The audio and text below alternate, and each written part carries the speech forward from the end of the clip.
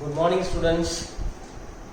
आज हम लोग हैलोजन कंपाउंड्स के अंदर फिजिकल प्रॉपर्टीज के बारे में डिस्कशन करेंगे। तो फिजिकल प्रॉपर्टीज में मेन जो आपका रहता है वो फिजिकल स्टेट, ठीक है, वो एमसीक्यू में कभी कभार पूछ लेते हैं, बराबर। बॉइलिंग पॉइंट में कैसे वेरिएशन आता है, हैलोजन कंपाउंड में कैसे वेरिएशन आता है, हेलो एरिन्स में कैसे वेरिएशन आता है, बराबर है। फिर डेंसिटी में कैसे वेरिएशन आएगा, सॉलिबिलिटी, तो ये सारे टॉपिक है हमारे। यहाँ पर आज आपको एनसीईआरटी की टेक्स्ट बुक साथ में लेकर बैठना है। क्यों? क्योंकि जो पॉइंट से जो डेटा है उसको हम लोग पॉइंट बाय पॉइंट जो है डिस्कस करने वाले हैं। तो प्लीज एनसीईआरटी की टेक्स्ट बुक अपने पास रखिए, तो ये इजी रहेगा आपके लिए। Look at that physical properties of hello alkane and hello Erin. सबसे पहली बात कि फिजिकल स्टेट वाला पॉइंट कि भाई हेलोजन कंटेनिंग जो कंपाउंड्स होते हैं यानी कि alkyl halides, basically they are colourless. वो कैसे होते हैं? कलरलेस होते हैं। लेकिन हाँ, ब्रोमाइड और आयोडाइड के अंदर अगर लाइट का एक्सपोजर हो तो उसके अंदर कलर डेवलप होता है। So that is the first point कि alkyl halides are colourless when pure, but bromides and iodides produce colour when exposed to light, बराबर है। नेक्स्ट पॉइंट जो है वो क्या कहना चाहता है कि जैसे मिथाइल क्लोराइड हुआ, मिथाइल ब्रोमाइड है, इथाइल क्लोराइड है एंड CFM लिखा है यानी कि क्लोरोफ्लोरोमीथेन शॉर्ट में लिखा हुआ है। They are gases at room temperature. अब ये डेटा है, इंफॉर्मेशन है, इसको आपको लर्न करना है। इसमें से एमसीक्यू आ सकते हैं। हायर मेंबर्स आर लिक्विड और सॉलिड। जनरली ऑर्गेनिक केमिस्ट्री में ये ऐसा रहता है कि जो लोअर मेंबर्स होते हैं वो गैसेस फॉर्म में होते हैं और हायर मेंबर्स यानी जैसे जैसे कार्बन बढ़ते जाएंगे वो लिक्विड या तो सॉलिड में कन्वर्ट हो जाते हैं। नेक्स्ट पॉइंट हमारा है वो थोड़ा सा बॉइलिंग पॉइंट के ऊपर है। अब मैं ये पॉइंट डिस्कस करने से पहले एक सिंपल सा एग्जांपल आपको बता देता हूँ कि भाई मान लो कि हमारे पास मीथेन है और मिथाइल क्लोराइड है। जैसे यहाँ पर लिखा हुआ है कि ये CH4, तो ये टेबल से सारे पॉइंट डिस्कस करने वाले हैं। मीथेन का आप देख सकते हो कि बॉइलिंग पॉइंट जो है वो कितना है, 111 केल्विन में है ये सारे के सारे। मिथाइल क्लोराइड का हो गया 195। इन दोनों की कंपैरिजन करें अगर हम लोग तो ऐसा कहा जा सकता है कि halo alkane have higher boiling point than alkane hydrocarbon. Comparable molecular mass का मतलब है कि having the same number of carbon atom. यहाँ पर आप देखो कि कार्बन दोनों के अंदर एक एक ही है, बराबर है। लेकिन यहाँ पर अल्केन हाइड्रोकार्बन है, यहाँ पर CH3F है। इस दोनों के बीच में ये जो वेरिएशन है उसका रीजन क्या है? तो आप जरा ध्यान से देखिए कि यहाँ पर जो CH3F है उसके अंदर बॉन्ड कौन सा रहेगा? कार्बन और हेलोजन के बीच में यहाँ पर बॉन्ड बनेगा। यहाँ पर जनरली बॉन्ड कौन सा है? कार्बन और हाइड्रोजन के बीच में बॉन्ड है।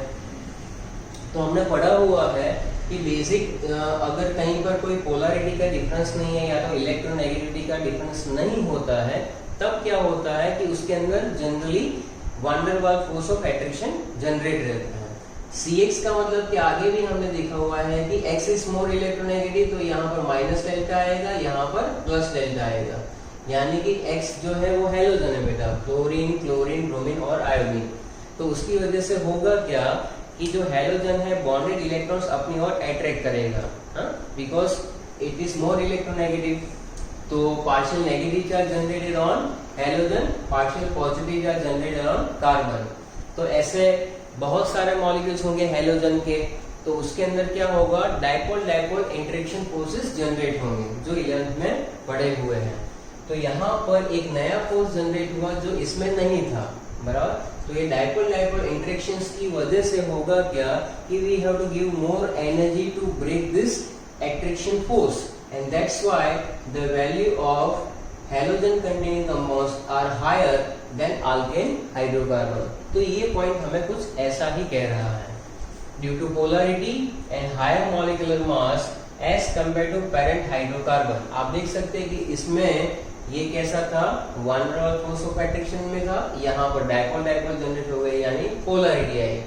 इसका जो मॉलिक्यूलर मास है और इसका जो मॉलिक्यूलर मास है, बट ऑब्वियस है कि जैसे जैसे मॉलिक्यूलर मास इंक्रीज होगा तो हेलोजन वाला जो इसका मॉलिक्यूलर मास ज्यादा होता है। तो पेरेंट हाइड्रोकार्बन से पेरेंट हाइड्रोकार्बन यानी मीथेन, मीथेन से CH3F का मोलर मास बढ़ेगा। And that's why intermolecular force of attraction जो मैंने अभी आपको बताया, dipole dipole and van der Waals are stronger in halogen derivative. Halogen derivative का मतलब है मीथेन में से आप बना दो CH3F, CH3Cl, क्लोरीनेशन करो तो क्या मिलेगा? क्लोरोमीथेन। ब्रोमिनेशन करेंगे तो क्या मिलेगा? ब्रोमोमीथेन।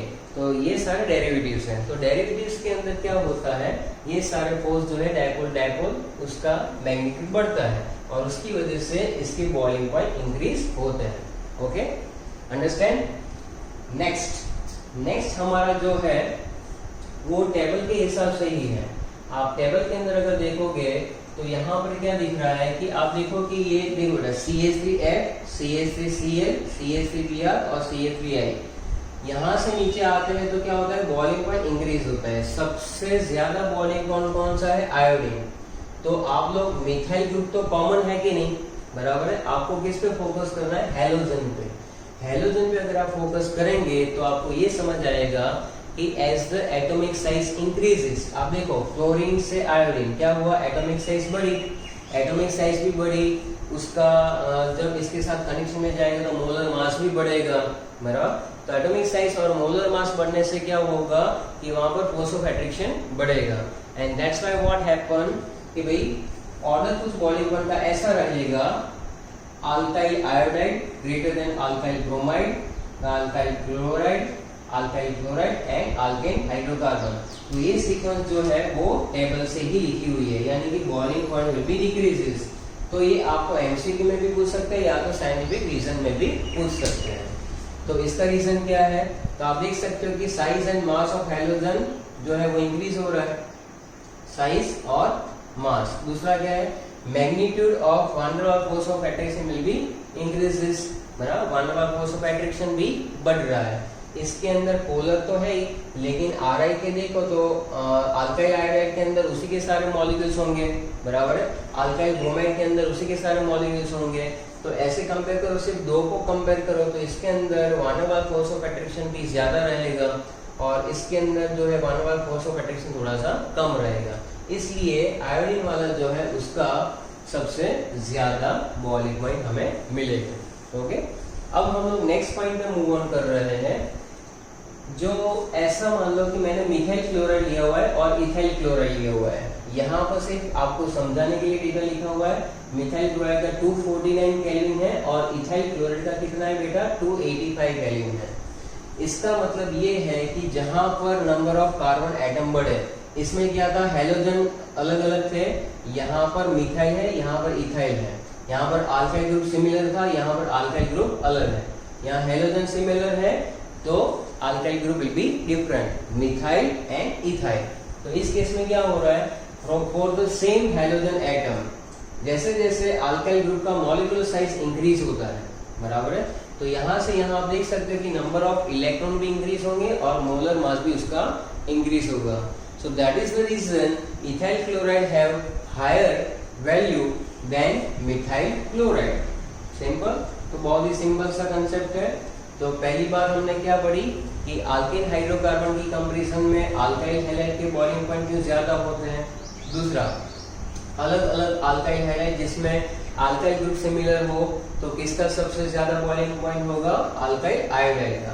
तीसरा पॉइंट, अगर सेम हैलोजन एटम हो और अल्काइल ग्रुप चेंज हो रहा हो तो कैसे बॉइलिंग पॉइंट इंक्रीज होगा? तो when the number of carbon atom increases, मान लो कि methyl chloride, ethyl chloride, propyl chloride, butyl chloride, तो as the number of carbon atom increases alkyl group की साइज बढ़ेगी, मॉलिक्यूलर साइज बढ़ेगी। इसकी वजह से क्या होगा? नंबर ऑफ इलेक्ट्रॉन्स और मोलर मास उसका इंक्रीज होता जाएगा and that's why boiling point will be higher. Next point हमारे पास जो है उसके अंदर हम लोग डिस्कस कर रहे हैं कि भाई आगे कि हैलोजन कंटेनिंग कंपाउंड्स के अंदर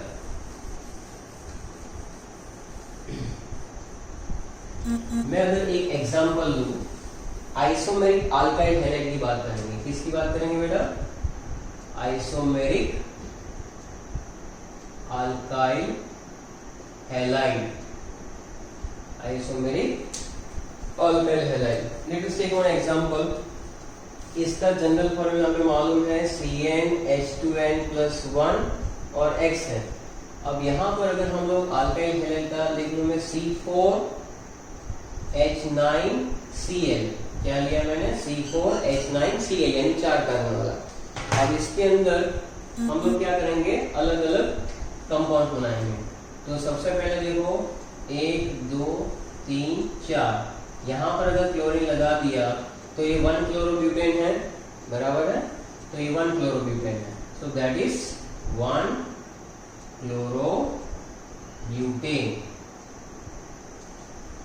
अगर मैंने ऐसा कुछ कर दिया, Cl को यहाँ पर लगा दिया, तो आप देख सकते हैं कि ये जो है वो प्राइमरी हैलाइड है मेरा। कौन सा है, प्राइमरी हैलाइड। क्लोरीन वाला कार्बन अगर 2 कार्बन के साथ अटैच है तो ये कौन सा है, सेकेंडरी हैलाइड है। इसका नाम क्या लिखेंगे, 2 क्लोरोब्यूटेन, बराबर 2 क्लोरोब्यूटेन। और तीसरा जो हम लोग बना सकते हैं, यहाँ पर 3 कार्बन का तुम है, 1 कार्बन ऊपर, 1 Cl यहाँ पर, तो ये हो जाएगा टर्शरी हैलाइड, बराबर। इसको क्या लिख सकते हैं, 2 chloro 2 methyl propane, 2 chloro 2 methyl propane. तो इसमें जो पॉइंट है वो क्या है कि primary greater than secondary greater than tertiary, ये किसका ऑर्डर है, बॉइलिंग पॉइंट का ऑर्डर है। यानी कि as we move on from primary to secondary, secondary to tertiary, क्या होगा, boiling point will be decreases. ये बॉइलिंग पॉइंट है। तो इसको एक्सप्लेन करने के लिए हमने लिया ये C4H9Cl, जिसमें एक मॉलिक्यूल कौन सा ड्रॉ किया, प्राइमरी हैलाइड आइसोमर बनाए हमने। ये इसके तीनों आइसोमर है, आप देख सकते हैं, बराबर है कि क्लोरीन, ये दोनों जो है वो पोजिशनल आइसोमर हो जाएंगे, कोई स्केलेटल आइसोमर होंगे। तो उसके अंदर हमें जाना नहीं आइसोमरिज्म में, पहले अभी हमें क्या करना है कि प्राइमरी टू सेकेंडरी क्या हुआ बेटा, तो यहाँ से यहाँ आए और यहाँ से नीचे गए तो ब्रांचिंग बढ़ी। तो सबसे पहला पॉइंट क्या होगा कि ब्रांचिंग जो होती है वो इंक्रीज होती जाती है, बराबर। नेक्स्ट पॉइंट जो है आप देख सकते हो कि इसका सरफेस एरिया ज्यादा है बेटा, बराबर है। नीचे जाते जाते सरफेस एरिया कम होता जाएगा, तो surface area decreases. Surface area decrease होने से क्या होगा, तो इंटरमॉलिक्यूलर डिस्टेंस जो है वो बढ़ेगा और एट्रैक्शन कम होता जाएगा। तो यहाँ पर लिखता हूं मैं intermolecular force of attraction, intermolecular force of attraction जो है वो क्या होगा, डिक्रीज होता जाएगा। And that's why boiling point is also decreases. तो दैट इज द रीजन, बराबर। तो इससे देख लो, primary to secondary, secondary to tertiary क्या हो रहा है, ब्रांचिंग बढ़ रही है। सरफेस एरिया जो है वो क्या हो रहा है, धीरे धीरे डिक्रीज हो रहा है। सरफेस एरिया डिक्रीज होने से मॉलिक्यूल जो है वो दूर जाएंगे, तो इंटरमॉलिक्यूलर डिस्टेंस जो है वो बढ़ेगा। डिस्टेंस बढ़ने से एट्रैक्शन कम होता जाएगा, and that's why boiling point will be decreases. Okay, next अगर मैं यहाँ पर देखूं एक और पॉइंट कि भाई आप मीथेन ही ले लो, बराबर है। तो आप देखो कि भाई यहाँ पर मैं मीथेन ले रहा हूँ, इसका अगर मैंने क्लोरीनेशन करवा दिया Cl2 माइनस HCl, तो क्या बन रहा है, CH3Cl। इसका क्लोरीनेशन करवा दिया माइनस HCl, क्या बना ये CH2Cl2। इसका क्लोरीनेशन करवा दिया माइनस HCl, क्या बना CHCl3। और लास्ट में क्या हो जाएगा, Cl2 माइनस HCl, तो क्या मिलेगा CCl4। तो हमें इसकी बात करनी है। जैसे जैसे हैलोजन एटम इंक्रीज होते जाएंगे, हैलोजन एटम इंक्रीज होते जाएंगे, वैसे वैसे क्या होता जाएगा, बॉइलिंग पॉइंट इंक्रीज होता जाएगा। एज कार्बन एटम तो देखो एक जैसे ही है, एक ही कार्बन है। क्लोरीन यहाँ पर 1 था, 2 हुआ, 3 हुआ, 4 हुआ। तो यहाँ पर सिर्फ पॉइंट आपको याद रखना है, as the number of halogen atom increases the boiling point is also increases, बराबर। अब हम लोग हेलो एरिन्स के जो बॉइलिंग पॉइंट है उसके बारे में डिस्कशन करते हैं। हेलो एरिन्स के अंदर हम लोगों ने डेटा लिखा हुआ है, उसके बेसिस पे डिस्कशन करेंगे। जैसे कि हेलो एरिन्स जो है, जैसे कि मैंने यहाँ पर लिखा हुआ है, तो डाइक्लोरोबेंजीन के डेरिवेटिव्स हैं, जैसे 1,2 डाइक्लोरोबेंजीन, 1,3 डाइक्लोरोबेंजीन एंड 1,4 डाइक्लोरोबेंजीन। आप देख सकते हैं कि इसके बॉइलिंग पॉइंट जो है वो कोई ज्यादा फर्क नहीं है, they are nearly similar to each other, but there is a change in melting point. You can check it now कि सबसे हाईएस्ट जो मेल्टिंग पॉइंट है वो किसका है, पैरा आइसोमर। ये है ऑर्थो डाइक्लोरोबेंजीन, ये मेटा डाइक्लोरोबेंजीन, ये पैरा डाइक्लोरोबेंजीन। तो इसकी वैल्यू सबसे ज्यादा 323, फिर आता है 256, फिर आता है 249। तो इसके लिए ट्री के अंदर आपको याद रखना है तो ओपीएम याद रख लो, ओपीएम बराबर है, सॉरी पैरा का सबसे ज्यादा है तो पैरा ग्रेटर देन, फिर आएगा ऑर्थो बराबर, और फिर आएगा मेटा। तो पैरा की वैल्यू 323, फिर ऑर्थो आ जाएगा बराबर, और फिर मेटा। तो पीओएम जो है इससे हमें पता चल जाएगा कि वैल्यू याद नहीं रखनी है, सिर्फ हमें ये याद रखना है कि पैरा आइसोमर का सबसे ज्यादा है। रीजन, पैरा आइसोमर जो है वो आप देख सकते हो कि सिमेट्रिकल है। सिमेट्रिकल का मतलब है कि ये ऑपोजिट डायरेक्शन में जा रहा है, यहाँ पर पास में तो स्टेरिक हिंड्रेंस भी रहेगा, यहाँ पर ऑपोजिट डायरेक्शन में। तो पैरा आइसोमर जो होता है वो बेसिकली कैसा होता है, सिमेट्रिकल रहता है, स्टेबिलिटी भी अच्छी खासी रहती है, and they are closely packed बराबर। तो आपको क्या क्या याद रखना है फैक्टर, एक सिमेट्रिकल है, क्लोज पैक स्ट्रक्चर है, और इसकी वजह से इसका इंटरमॉलिक्यूलर फोर्स ऑफ अट्रैक्शन कैसा होगा, सबसे ज्यादा होगा। तो उसको कट ऑफ करने के लिए हमें ज्यादा एनर्जी प्रोवाइड करनी पड़ रही है, and that's why the para isomer has the highest value of melting point, then we have ortho, and then we have meta. So that is about the melting point and boiling points of the halogens. Moving on the density part, density के अंदर सिर्फ एक दो चीजें आपको याद रखनी है। Table is given, look at that, लेकिन सबसे पहला पॉइंट कुछ चीजें जो टेक्स्ट बुक में इतनी अच्छे से नहीं दी है, यहाँ पर मैंने मेंशन की हुई है कि alkyl fluorides and chlorides are lighter than water. तो आपको याद रखना है कि फ्लोराइड और क्लोराइड सबसे ऊपर से नीचे आओ तो पहले अल्काइल क्लोराइड बराबर, क्लोराइड क्लोराइड ब्रोमाइड आयोडाइड। तो पहले दोनों जो है वो पानी से लाइटर होते हैं। अल्काइल ब्रोमाइड एंड आयोडाइड्स होते हैं या तो पॉलीहेलोजन कंपाउंड्स है, they are heavier than water. So that is the information that we have to learn. Next जो है आपको याद करना है, इसमें ये वाला पार्ट है। आप देख सकते हो कि यहाँ पर मैंने लिया हुआ है, ये जो डेटा है वो C3H7Cl, propyl, chloride, bromide and iodide. Top to bottom आप देखो कि डेंसिटी की वैल्यू बढ़ रही है बराबर। इसमें एक ही चेंज हो रहा है, तो क्लोरीन से ब्रोमीन, ब्रोमीन से आयोडीन। इसका मतलब है कि ये रिलेट करता है अल्काइल ग्रुप के साथ, नहीं इसके साथ। Atomic size of hydrogen will be increases, then the density will be increases. कि हाइड्रोजन एटम Ri जो है वो बड़ा हो रहा है बराबर, I फिर RBr फिर RCl। तो ये डेटा के हिसाब से हमने यहाँ पर इसका रिलेशन लिखा हुआ है। It is important for MCQ only. Compound जो है यहाँ पर अगर ऐसा चेंज कर दो कि यहाँ पर हाइड्रोजन 2, 3 और 4 कर दो बराबर। मीथेन के ही डेरिवेटिव अभी हमने सीखे थे कि जिसके अंदर dichloromethane, trichloromethane, tetrachloromethane, as the hydrogen atom increases from top to bottom, you notice that the density will be increases. So that is also the conclusion from the table कि halogen atom अगर बढ़ रहा है तो density बढ़ रही है। और ये आपको एक रिलेशन याद रखना है कि CH3I आप देखो तो यहाँ पर अल्काइल ग्रुप चेंज हो रहा है, मिथाइल, इथाइल, प्रोपाइल, ब्यूटाइल बराबर। तो as the alkyl group size will be increases, methyl group छोटा है, मॉलिक्यूलर वॉल्यूम के अंदर साइज इथाइल, प्रोपाइल और ब्यूटाइल, चेन लंबी होती जाएगी बराबर, साइज इंक्रीज हो रही है। तो density generally directly proportional to mass, inversely proportional to volume. तो यहाँ पर आयोडीन ही है तो उसमें तो कोई वेरिएशन है नहीं, इसकी साइज इंक्रीज हो रही है इसलिए डेंसिटी धीरे धीरे डिक्रीज हो रही है बराबर। और बाकी रही बात, एक टॉपिक बाकी हमारा सॉलिबिलिटी का बराबर। सॉलिबिलिटी इतना इंपॉर्टेंट नहीं है, इतना आता भी नहीं है, लेकिन फिर भी हम लोग देख लेते हैं कि Rx, वी नो दैट कि ये जो है यहाँ पर hydrogen is more electronegative than carbon. तो ये जो है पार्ट में कैसे बनेगा, partially negative charge that is partially positive charge, इस तरह से ये पोलर बनता है। तो इसमें क्या होता है कि Rx के मॉलिक्यूल्स के बीच में एक एट्रैक्शन फोर्स होता है, एक उसको आपको कट ऑफ करना है। और पानी के अंदर क्या रहता है, पानी के अंदर बेटा ये जो है पानी के मॉलिक्यूल्स के अंदर एक हाइड्रोजन बॉन्ड रहता है। Hydrogen bond exist between the positively charge hydrogen and electronegative element oxygen.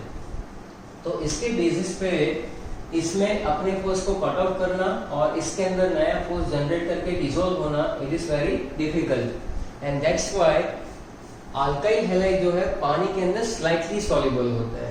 एक और मैं तुम्हें बात बताता हूँ यहाँ पर जो R पार्ट है that is alkyl group which is hydrophobic in nature, so it resist to create the hydrogen bond with water molecule.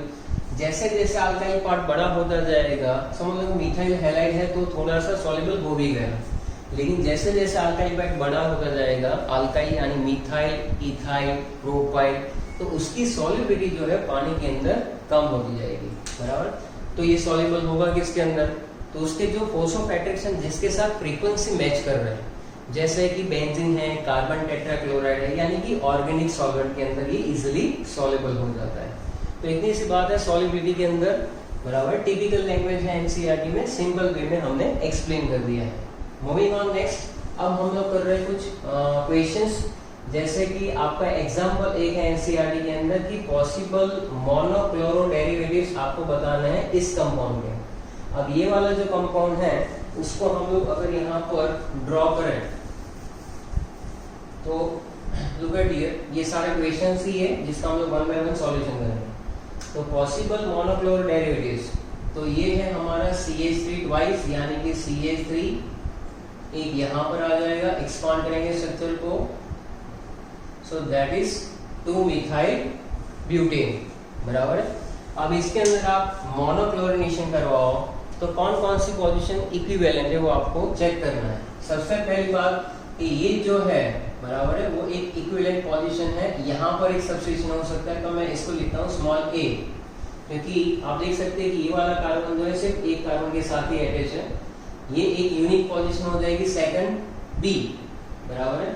B वाला कार्बन जो दूसरे दो कार्बन के साथ सेटअप है, यहाँ पर 2 मिथाइल जो ग्रुप है वो इक्विवेलेंट पोजीशन है, क्योंकि वो दोनों एक कार्बन के साथ यहाँ पर अटैच है, ये अलग है, बराबर है। यहाँ पर आप देख सकते हैं, और ये पोजीशन जो है वो दोनों मैं C लिख देता हूँ, और ये पोजीशन हो जाएगी हमारी D, बराबर है। इसमें यहाँ पर ऐसी कोई ब्रांचिंग नहीं है CH3, it is equivalent position. यहाँ पर क्लोरिनेशन करवाओ या तो यहाँ पर क्लोरिनेशन करवाओ, आपको प्रोडक्ट एक जैसे ही मिलेगी, बराबर। तो आप देख सकते हैं कि यहाँ पर क्लोरिनेशन कहाँ कहाँ पर हो सकता है, तो A पे हो सकता है, दैट इज आपको क्या मिलेगा कि यहाँ पर क्लोरीन अटैच करवा दो, तो भाई 1 2 3 4, तो ये 3 यहाँ से क्लोरीन होगा अगर, तो 1 क्लोरो 3 मिथाइल ब्यूटेन मिलेगा, बराबर है। फिर यहाँ पर अगर आप अटैच करवा दो तो ये आपको क्या देगा कि 2 क्लोरो 3 मिथाइल ब्यूटेन देगा आपको, बराबर। या तो वो दे सकता है 3 क्लोरो, बराबर, 3 क्लोरो दे सकता है, और इस पोजीशन पे अगर अटैच करवा दो, बराबर, तो भी ये जो है आपको 1 के हिसाब से देगा, लेकिन यहाँ पर ब्रांच होगी। तो यहाँ पर अगर क्लोरीन अटैच करवाते हो तो दैट इज 1 क्लोरो 2 मिथाइल, और फिर आपको देगा ये ब्यूटेन, ओके। तो ये यूनिक पोजीशन है जहां पर A पे, B पे, C पे या तो D पे क्लोरिनेशन होकर आपको टोटल पॉसिबल जो स्ट्रक्चर्स मिलेंगे वो टोटल 4 मिल सकते हैं, क्लियर। मूविंग ऑन नेक्स्ट 10.4, यहाँ पर आप देख सकते हो कि ये क्वेश्चन है, बराबर। यहाँ पर इसका रिएक्शन किसके साथ करवाना है, HBr के साथ। तो ये है CH double bond CH2, CH double bond CH2। अब आप देख सकते हैं कि यहाँ पर जो है मार्कोनिकोव एडिशन होगा, यानी कि इलेक्ट्रोनेगेटिव पार्ट जो है, कार्ब कैटायन कौन सा स्टेबल है उसके बेसिस पे मैकेनिज्म चलती है, बराबर है। ये पाई बॉन्ड की इलेक्ट्रॉन अगर यहाँ पर H प्लस पे अटैक करे तो ये H या तो यहाँ पर अटैच होगा या तो इधर अटैच होगा। तो एक केस के अंदर जो है कार्ब कैटायन जो है कौन सा बनेगा, अगर हाइड्रोजन यहाँ पर अटैच हो रहा है तो प्लस वाला चार्ज यहाँ पर, तो प्लस वाला कार्बन 2 के साथ अटैच है, सेकेंडरी। और यहाँ पर आप देख सकते हैं कि हाइड्रोजन अगर यहाँ पर अटैच हो रहा है तो ये प्लस वाला कार्बन 1 के साथ यानी प्राइमरी कार्ब कैटायन बनता है। तो वैसे केसेस के अंदर क्या होगा, secondary carb cation is more stable then primary carb cation. तो अगर सिंपल वे में आपको समझ लेना है तो मैं आपको समझा देता हूँ कि electronegative part is attached, electronegative part is attached carbon having the less number of hydrogen. तो इस कार्बन के पास बेटा यहाँ पर एक ही हाइड्रोजन है, इस कार्बन के पास 2 हाइड्रोजन है, तो ब्रोमीन यहाँ पर अटैच हो जाएगा, तो हमें प्रोडक्ट कुछ इस तरह से मिलेगी। बस आप यहाँ पर ये हटा दो और यहाँ पर क्या कर दो, ब्रोमीन को अटैच करवा दो। So this is the product, बराबर है, ये हमें प्रोडक्ट मिल सकती है। चलो आगे जो है, यहाँ पर भी HCl का रिएक्शन है किसके साथ, ब्यूट-1-इन के साथ। सिमिलर रिएक्शन यहाँ कुछ लिखा नहीं है, तो ये भी मार्कोनिकोव एडिशन होगा। क्लोरीन वाला पार्ट जो है कहाँ पर अटैच होगा, उस कार्बन के साथ जहां पर लेस का नंबर ऑफ हाइड्रोजन होते हैं, और ये यहाँ पर अटैच होगा, तो आपको क्या मिलेगा 2-क्लोरोब्यूटेन। क्या मिलेगा 2-क्लोरोब्यूटेन। मूविंग ऑन नेक्स्ट, हमारा तीसरा क्वेश्चन ये रहा, बराबर है। तो इसमें आप देख सकते हैं यहाँ पेरोक्साइड लिखा हुआ है, और जहां पर पेरोक्साइड लिखा होता है वहां पर जनरली कौन सा रूल फॉलो होता है, एंटी मार्कोनिकोव। और एंटी मार्कोनिकोव के अंदर HBr ही जनरली यूज होता है, HCl HI यूज नहीं होता है, ना HF होता है, ये हम 11th में पढ़ चुके हैं। तो ब्रोमीन जो है वो यहाँ पर कहाँ पर अटैच होगा, इस कार्बन पे कि इस कार्बन पे, बताओ आप जरा। Electronegative part is attached with the carbon ethylenic carbon having the more number of hydrogen। इसका मतलब है ये यहाँ पर ब्रोमीन यहाँ पर अटैच होगा, हाइड्रोजन इधर जाएगा, तो आपको प्रोडक्ट कुछ ऐसी मिलेगी। बेंजीन ड्रॉ कर रहा हूँ, CH2 CH2 CH2 Br 1 bromo 3 phenyl propane लिख सकते हैं इसको, बराबर है। तो ये हमारा क्वेश्चन नंबर 1, 2 एंड 3 10.4 के अंदर पहला और दूसरा मार्कोनिकोव एडिशन, तीसरा एंटी मार्कोनिकोव। ओके, अब यहाँ पर ध्यान दो, नेक्स्ट क्वेश्चन जो इंटेक्स का है आपका 10.3, वो है डाइहेलो डेरिवेटिव्स ऑफ प्रोपेन। तो आपको करना क्या है, सबसे पहले प्रोपेन को स्ट्रक्चराइज करना है। तो प्रोपेन यानी ये रहा CH3 CH2 CH3। तो आप देखो कि डाई हेलो डेरिवेटिव्स का मतलब कि आपको दो जगह पर हेलोजन लगाना है। तो यू कैन सी दैट कि ये 3 कार्बन की चेन है, या तो आप पहले कार्बन पे 2 हेलोजन एटम लगा सकते हैं, बराबर है, या तो दोनों हेलोजन सेम कार्बन पे कहां पर आ सकते हैं, सेकंड कार्बन पे आ सकते हैं। ये दोनों पॉसिबिलिटी बनती है। और बाकी रहा अलग अलग लगाने का, तो कार्बन जो है ये ऐसे ड्रॉ कर दो और X यहाँ पर और यहाँ पर लगा दो 1-2 पोजीशन, एंड ये हमारा हो जाएगा 1-3 पोजीशन। तो इतने पॉसिबल डाइहेलोजन डेरिवेटिव्स आपको प्रोपेन के मिल सकते हैं। तो हमने पढ़ा था विसिनल डाइहेलाइड और जेमिनल डाइहेलाइड। तो आप देख सकते हैं कि एक ही कार्बन में 2 हाइड्रोजन है, ऐसे 2 पॉसिबिलिटी बन रही है हमारी जेमिनल की, ये विसिनल है और ये टर्मिनल डाइहेलाइड है। तो इस तरह से ये इंटेक्स क्वेश्चन जो है इसका आंसर है ये। ओके, C5H12 ऐसा इक्वेशन दिया है जिसमें ये आइसोमेरिक आल्केन आपको बनाना है। फोटोकेमिकल क्लोरिनेशन करवाओ और आपको सिंगल मोनोक्लोराइड, 3 मोनोक्लोराइड और 4 मोनोक्लोराइड जो है इस तरह से ऑब्टेन हो सकता है। तो मैं ये यहाँ पर आपको एक्सप्लेन कर रहा हूँ। सबसे पहले हमारे पास ये है पेंटेन। तो आप देख सकते हैं कि क्लोरिनेशन, पहले तो पेंटेन जो है C5H12, मैं आपको एक सिंपल सी टेक्निक बता देता हूं। पहले इसके आइसोमर्स आप ड्रॉ कर लीजिए, जैसे कि पहला बन सकता है लीनियर, चलो लीनियर हो गया, बराबर। दूसरा जो स्ट्रक्चर हो सकता है वो ब्रांच में ऐसा बन सकता है, ये हुआ आपका ब्रांच वाला। तीसरा आपका एक स्ट्रक्चर बन सकता है ये वाला।